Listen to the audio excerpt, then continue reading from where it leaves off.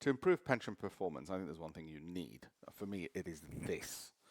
It is a spreadsheet of 10,000 equities, 7,000 exchange traded funds that I put together initially for my hedge fund. Now it's got a lot more sophisticated with the inputs in there. We take all the data from cash flow statements, balance sheets, and P&L statements from companies, from the stock market as well. And then we put in green those that meet our minimum criteria.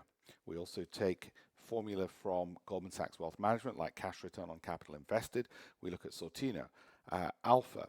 Sometimes we even look at technical indicators such as the Altman-Z or Piotrowski score. Not often, but sometimes you just want to check the companies are sound financially. If something hits all first 5 columns in green, then it meets our minimum criteria, and then we'll further filter it. The reason that can lead to superior pension performance is because, think about it, you've looked at the valuation of companies, the growth of companies, the dividend yield of companies. You didn't need to be an expert in order to do that. You needed the expertise behind it to say why that, by common sense, makes sense, let alone the fact that actually the people behind it, whose research we used were, like I said, Goldman Sachs Wealth Management, Deutsche Bank Wealth Management, Eugene Famer, Nobel Prize winner in economics as well, and the principles that they derived as to what moves stock prices and what doesn't as well.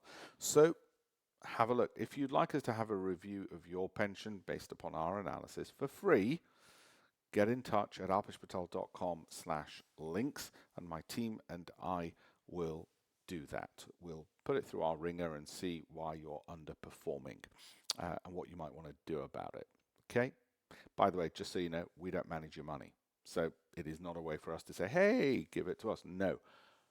I'll let you into another secret. We want you to manage your own money. You can do it. It's not that difficult. It's why SIPs and ISAs and those like were set up. Okay? I've written about it across my 18-odd books published by the Financial Times, why you should manage your own. I just want to empower people to do it and give them the data and the transparency with which to do it.